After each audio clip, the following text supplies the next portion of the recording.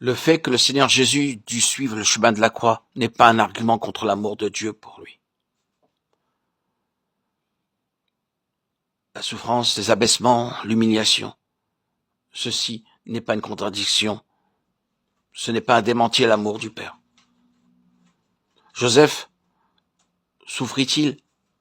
Il était haï par ses frères. Il souffrit à cause de leur haine. Pourquoi me diriez-vous? Eh bien, il y a cela, deux aspects. Il souffrit d'un côté parce qu'il était charnel, et de l'autre côté, il souffrit parce qu'il s'opposa à ce qu'il comprenait être une cause de peine et de déshonneur pour son père. C'est quelque chose de difficile à exprimer sans risquer l'incompréhension, et cependant, c'est une vraie position.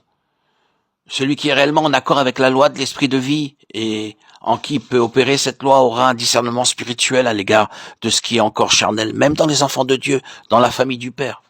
Et parce qu'il a ce discernement, il ne pourra pas l'accepter.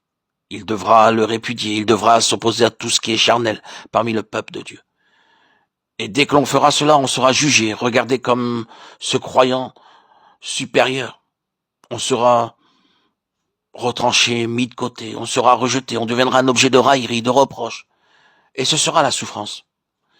L'esprit charnel n'aime pas se voir exposé. Voilà pourquoi Joseph eut à souffrir, et c'est le chemin de la souffrance. C'est vouloir pour Dieu l'accomplissement de sa pensée la plus haute, ce qui s'y verra toujours s'opposer à ce qui est moindre que la pensée la plus haute de Dieu. Il y avait donc cette autre chose chez Joseph.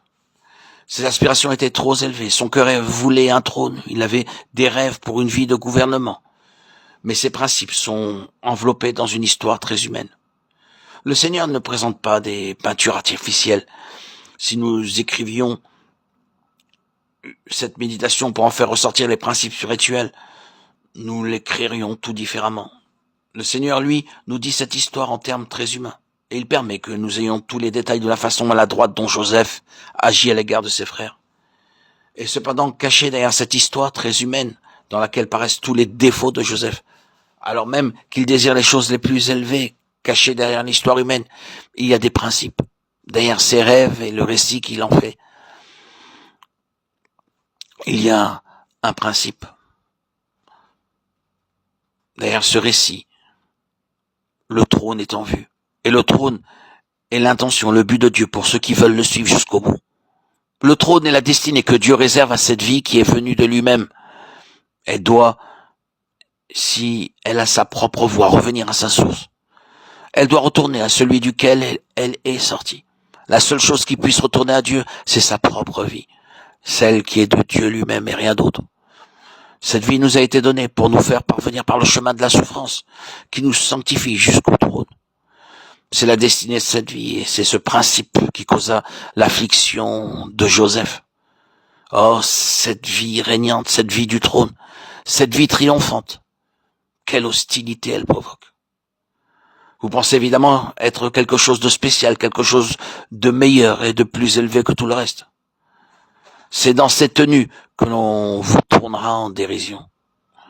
Je pense qu'il y a encore quelque chose de plus profond en tout cela.